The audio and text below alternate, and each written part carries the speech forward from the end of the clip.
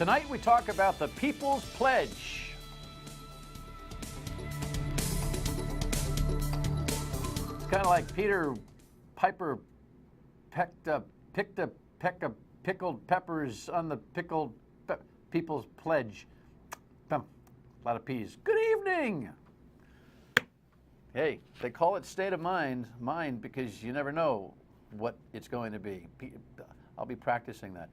John Marion is here tonight. He is the guy that says we need a People's Pledge, and now be careful what you ask for, John, because now you'll be the arbiter of it. He's a good guy. He runs Common Cause, which is a good government group here in Rhode Island and across the country, and he is kind enough to come in this evening and tell us how he might navigate this amongst the three Democratic gubernatorial candidates and perhaps beyond. Not as simple as one would think. And we'll try to have you completely informed by the end of the broadcast as to how the whole thing is going to work. In the meantime, let us check the rundown. This is a big decision that came out of Washington just before our production time this evening. A very big investment downtown by Joe Paolino, which breathes some interesting new life into Down City, Providence. We've got a couple other things in store for you today as well. This is kind of how it's going to be referred. Michelle Kwan speaks for Michelle Kwan's husband, because that's really what the campaign is about at this point, right? This is, hello, Mrs. McFly. And, for those of you who are just feeling a little empty inside, come this Sunday, something to think about and dwell on. All right, to the seriousness of this headline, or this thought, and this headline, which came down just after the radio program, actually at the last hour of the radio program today, weekdays noon to 3 on WPRO. Federal prosecutors to seek death penalty against marathon bombing suspect. That, I think, is expected. Eric Holder, the U.S. Attorney General, has approved the death penalty for near 36 cases. They don't always get there from here. It's not execution is not an easy thing to execute. There's a lot of bells and whistles that go along with this, but these two knuckleheads pulled what they did on that fateful day on Patriots Day, April 15th, tax day as it turned out to be, and gosh, we've already turned around the calendar, and now we're square looking at what 10 weeks-ish away. What is today? February, March, April. Yeah, about 12, 13 weeks, 10, whatever it is. We're not far away from revisiting that terrible episode, but hopefully with a sense of renewal and commitment. And screw you to the terrorists come this next Boston Marathon. The death penalty, I'm not a fan of the death penalty. If you ask me on any given day if I support the death penalty, the answer would be no, for faith reasons. Now, you can feed back at your state of mind how crazy I am about all that. I will tell you, the response in the radio program when the news broke was kind of tepid, because I think most people are shrugging their shoulders saying, yeah, it's got to happen.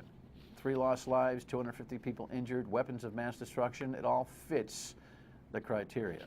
And even me, who is not a supporter of the death penalty, has to take a breath and say, what are you going to do? Next one. Pretty cool. Very interesting. So the report, the headline looks like this. Tricky, Providence Journal being creative there. Former Mayor Joe Paolino, developer, Paolino Properties, steps up and lays down $60 million for what some folks may think is the Fleet Building. Sean Daly caught up. Here's an excerpt of his report yesterday. Instead of some company in New York that has building managers from somewhere running a building for them, the actual owner is going to have their office here and be here on the ground. This building not only no longer will have an absentee landlord, it will still pay taxes, too. Too often we go to these purchases and they're coming off the tax rolls, and the nonprofits are buying these buildings, but that's not happening today. Is this the start of something? This is the largest acquisition we've ever made, and I'm looking to carefully and conservatively look at some other opportunities that may come down the road. All right, well, we'll see if that other opportunity has anything to do, in part or in whole, with the Superman building, which is right next door and dark. Joe Paolino, he'll be here, by the way, next Tuesday to talk about this, so I'm looking forward to having a discussion with him about that. They own a lot of property. We'll have to do an accounting of all the property in Providence that they own. Some folks may think, too much, but at the same time, hey, you got a First Amendment right, and you've got a right of free purchase. And to hear that this is the only skyscraper type building that we've got in the city that actually is locally owned might surprise some people. So we'll talk to Joe about that and a whole bunch more coming up next Tuesday. Interesting stuff. Now, we move to this. Michelle Kwan speaks. What did I write? Michelle Kwan speaks for Michelle Kwan's husband. Oh, Jess and I have been joking about that. We may just refer to the candidate as Michelle Kwan's husband for the rest of the election season. Because Jess thinks that Michelle Kwan is really cool and hopes that she comes in when we eventually interview Clay Pell. She's been losing sleep over that every night. And I don't usually get a laugh from her. She's laughing now, and so is Rock. So, you know, it just goes to show you what the celebrity is all about. But he's had a tough week. You know, staring into the abyss, into the bliss, kind of catatonic, kind of robotish when people ask him questions. So they put out a video. Here's an excerpt of what they put on YouTube on the claypell.com website. And Clay is not a loud attention seeker. He has the quiet courage that real leaders need. That's what I love about Clay. So please visit his website at claypell.com and join our campaign. We need your help, and Rhode Island needs Clay's leadership. Very moving. Quiet leadership, I guess. Catatonic, I'm not so sure. But you know what? All funnies aside, she better get warmed up. I hope the Olympics is not too long for her with her broadcast work out there, because it looks like he needs her desperately. She may end up being the only spokesperson for this campaign by the time we are done. More on the governor's race with the Common Cause representative, Mr. Marion, momentarily. We move to this one, though, and ask, really? I mean, what are you thinking? What are you thinking? What are you thinking? What are you thinking? There's 100 ways to ask the question. The headline looks like this on our website at WPRI.com. Yeah, smart. And then there's a news story that we filed here that just makes you want to scratch your head. Why? Jane Donegan is a corporate attorney. She's a mom, and now she's accused of breaking Rhode Island's social host law. There was some poor decisions made on the part of the parent. Police tell Eyewitness News Donegan hosted a 16th birthday party with alcohol and drugs for more than 100 teenagers at her North Kingstown home Saturday night. According to a police report we reviewed, dozens of kids tried to run away when police arrived. The report says Donegan was also uncooperative, trying to slam the door on a police officer and screaming, "You can't be in my house. I'm an attorney and I know my rights." That was not going to occur. We were concerned there was a safety issue there. The more and more our officer interacted with this person, he was getting little to no cooperation. When officers searched the home, they discovered that there were bottles of alcohol scattered everywhere. There was a makeshift bar area and a beer pong table. Police also found one girl clenching a bucket, dry heaving violently. Another girl was breathing but unresponsive and lying in vomit.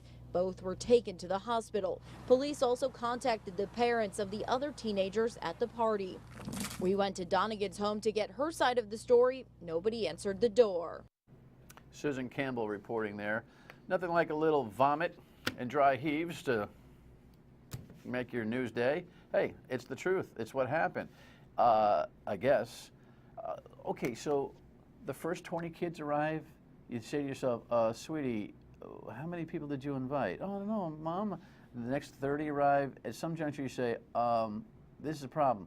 When there's 40 cars and 100 kids, I cannot believe the oblivion that some parents in this world, in this country, in this state are in when we have a social host law. Now, I know it doesn't seem fair. It seems hypocritical because my generation, class of 1979, where there were a few parties, I can't remember 100 kids at a party. I can't. I remember 30, 40, 50. And yeah, I remember the booze and there were the cool parents and all that kind of thing. But you know what? Despite the nostalgia, times have changed and your career is at stake when you let this happen. Never mind the safety of kids that are blowing oats and laying in their own, one of them is yours. McFly, get in the game. And if you're one of those parents that has to make a decision down the line, think about this lady. Be smarter than this generation sometimes seems to be. And finally, do you know that there are 18,000 tickets still available on the secondary market for the Super Bowl? And while we're watching the game, you can think about your quarterback. Here's a headline that would make you smile at least. Yeah, ESPN poll, kind of a national poll that they do with all the players. The most clutch. 40% of the respondents said Tom Brady. The question was, in the last 2 minutes, who would you most like to have the football? Peyton Manning was a deep second. So at least that'll make Patriot Nation feel a little bit better as you see Patriots' nemesis, Peyton Manning, marching up and down the field, throwing pass after pass against a tough Seahawks secondary. I'm trying to get up for this game. There would be days when I say, there's 18,000 seats available on the market? Well, let me go online and buy them. Right now I'm trying to figure out whether I can stay up till 10 o'clock on Sunday night. We'll see. More on that tomorrow. When we come back, the People's Pledge. Peter Piper picked up. See ya next.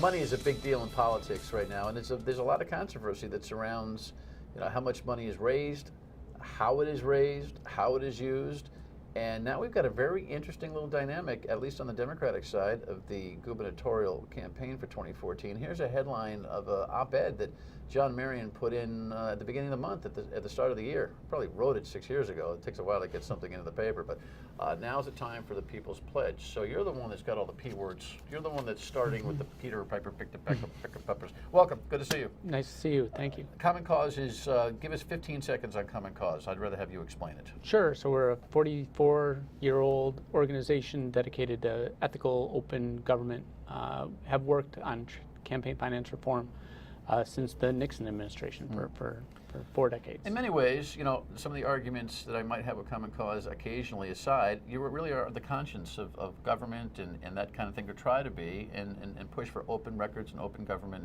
and all that kind of stuff. Somebody's got to. Yeah, and so we try to represent the people instead of other special interests up at the State House generally. All right, so this has to do with super PAC money and all of that. We will follow the chronology of this in just a second, but tell us, super PAC money is easily defined as what? So it's money that belongs or is coming from organizations that aren't affiliated with the candidate. They're independent of the candidate's campaign. And so they're unlimited in how much they can raise from individuals, from unions, from corporations. And they were the spawn of this Citizens United decision that was 4 years ago last week. Supreme Court decision. Yes. Yeah. So, and it's raised a lot of hair on the backs of a lot of folks who want to see some kind of, limits to money influencing elections. At the same time, as a First Amendment guy, I argue, you know what? You can't stop people from exercising First Amendment rights, which are manifested in many ways by the amount of money that they spend. But what's tricky about these things is the rules are that a candidate can't interact with that super PAC. Mm-hmm. No, really, you can't. But come on.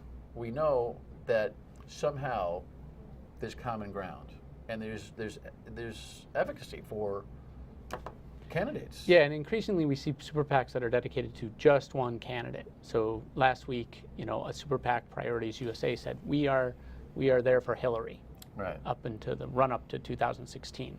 And there was a Romney PAC, and that's trickling down to the state level. We're seeing individual level super PACs, right, and that's what this is about. Okay, and so here's the landscape, real quick. So if you follow this as it's gone. Angel Tavares was the first one to start talking about this in the gubernatorial race in 2014. Now he's, at the time, got 30% of the money that Gina Raimondo has socked away over the course of time. But he was trying to get Gina Raimondo to sign on to the idea that she would not accept what? She would sort of disavow any third-party support, any super PAC support. So she'd say, please don't do that. Yep. That's what he wanted. Yep. Now, she was playing, come on, man, and then kind of opened up a little bit to the conversation, but played rope-a-dope with it. Now Clay Pell enters the race, and the conversation continues. Now he's got more money than God that he can check into a trust for. We'll see how that whole thing works out. But interestingly enough, the Pell campaign said, yeah, we'll take a look at this, but we can't argue this amongst ourselves. We can't have a fair debate, right? So to be fair to the treasurer, before Pell jumped in, Yeah. so last week, she did make a very strong statement. I want to see one of these in the race. Not necessarily ready to sign on the line that the mayor already has signed on. But then Pell jumped in. She wanted to see what? She wanted to see a People's Pledge? Yes. So Because this is the funny part of this whole thing. Tavares was saying disavow the PACs and encourage them not to do it. What the People's Pledge is different. So why don't we do this? Well, let's pause. When we come back, we'll show you what John thinks ought to be in the People's Pledge and how it works. It's not clean, but it's creative. Stay with us.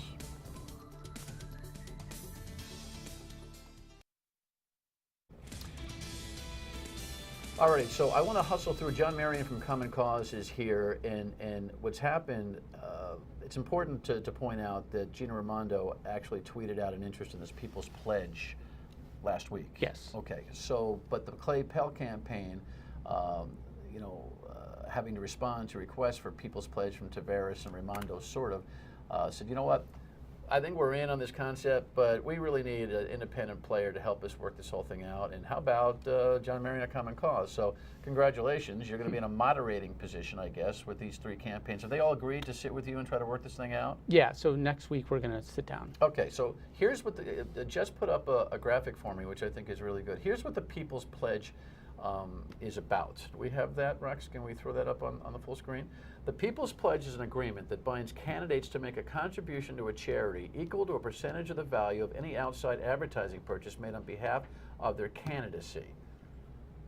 Okay, so this is not, don't spend any PAC money on me without any grit. It's, okay, if someone spends $20,000 on a campaign saying, hey, that Gina Raimondo is really good, even though they're not with Gina Raimondo then has to spend $20,000 from her campaign coffers on charity. It's usually 50%, so 10 grand. So you have to, your skin in the game as a candidate is 10 or 50% hard money that you have to raise $1,000 at a time for your campaign goes to cover the penalty. All right, so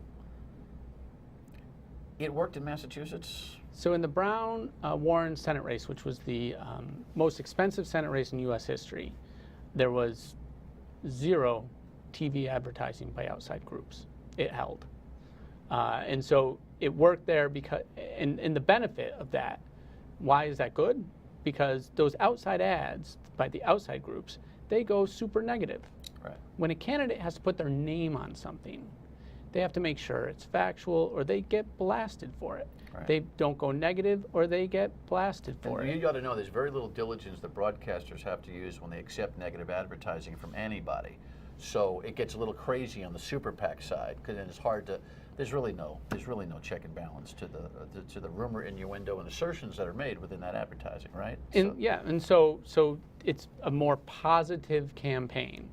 And super PACs don't have to disclose who gave them the money.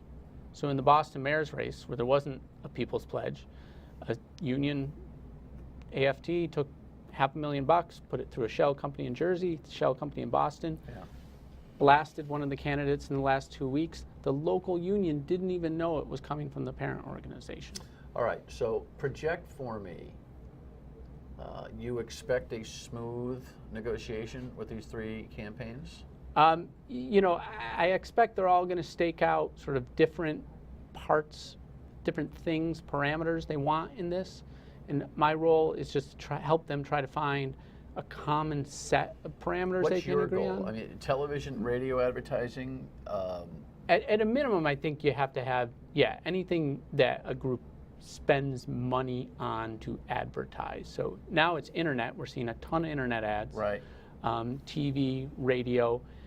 There are questions about direct mail, get out the vote. Newspaper? Newspaper. The main, okay. But the last time in Massachusetts, there was direct mail. Direct mail was allowed. And that can get nasty. Mm-hmm. And it has in Rhode Island. You're going to ask them to try to pledge across the advertising spectrum. I'm going to let them make their sort of best offer and see what that is. And then they're going to sign this. The candidates themselves are going to sign this. So they need to own it. So it's got to be something that they all want. I'm just going to emphasize, don't let the perfect be the enemy of the good. Let's get something here that, Brown Warren, that pledge wasn't perfect, but it was good enough to get the job done. What about the Republicans? So we heard, I guess, Ken Block told Ed Fitzpatrick, he's not going to do this because he wants a different kind of campaign finance reform. Haven't heard anything from Alan Fung.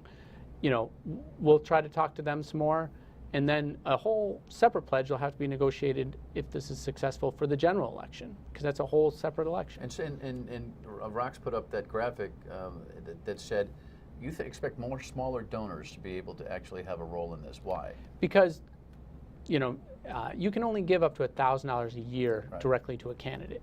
You can give $1 million a year to a super PAC. So if you keep those super PACs out of the race, the voice of those smaller donors is being heard. Yeah, it's an interesting conversation and debate. We'll follow it here on TV and radio. But when are you meeting with those guys? I tentatively middle of next week. Right.